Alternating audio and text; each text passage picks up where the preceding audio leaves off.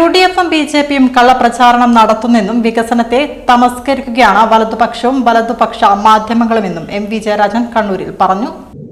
BJP-ക്കാർ ഇന്ന് രാവിലെ AKG സ്മാരകത്തിൽ ധർമ്മടം മണ്ഡലത്തിലെ സ്ഥാനാർത്ഥിയോടൊപ്പം രഞ്ജിത്തിനോടൊപ്പം പോയിട്ട് പുഷ്പാർച്ചന നടത്താൻ നോക്കി.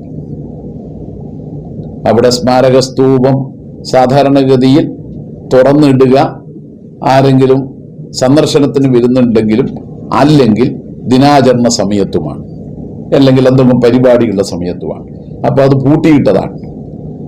പോയ BJP-യുടെ സ്ഥാനാർത്ഥി ഉൾപ്പെടെയുള്ളവർ അവിടെ പൂ പുറത്തുനിന്ന് വലിച്ചെറിഞ്ഞു.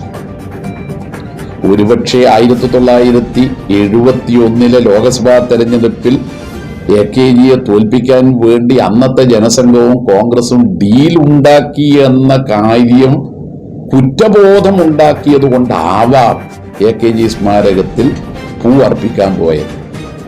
അല്ലാതെ രഞ്ജിത്ത് അവിടെ പോകാനുള്ള ഒരു ന്യായവും കാണുന്നില്ല.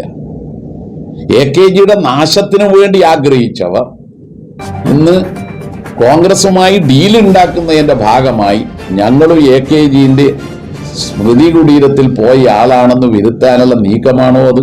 ഇന്ന് രാവിലെയാണ് അത് പോയത്. ഇനി 2021 എന്താണ് BJP-യും കോൺഗ്രസും ലീഗും തമ്മിൽ ഡീൽ ഉണ്ടാക്കിയതിന് നിരവധി അനുഭവങ്ങളുണ്ട്. ഇപ്പോൾ കാസർഗോഡ് ജില്ലയിൽ 4 പഞ്ചായത്ത് സംയുക്തമായിട്ടാണ് ഭരിക്കുന്നത്. ദേലമ്പാടി, പുല്ലൂർ പെരിയ,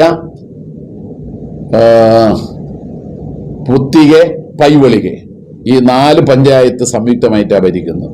കാസർഗോഡ് ജില്ലയിൽ ഇപ്പോഴും നിരവധി സഹകരണ സ്ഥാപനങ്ങളിൽ UDF BJP സംയുക്ത ഭരണമാണ്.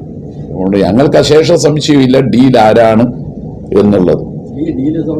തളിപ്പറമ്പ് ഉൾപ്പെടെ ഇടതുപക്ഷം ജയിക്കും. തളിപ്പറമ്പ് ഉൾപ്പെടെ കേരളത്തിൽ കണ്ണൂരിൽ നിലവിൽ ഇടതുപക്ഷം വിജയിച്ച സീറ്റുകൾ ജയിക്കും. അതോടൊപ്പം പേരാവൂർ കൂടി ജയിക്കും.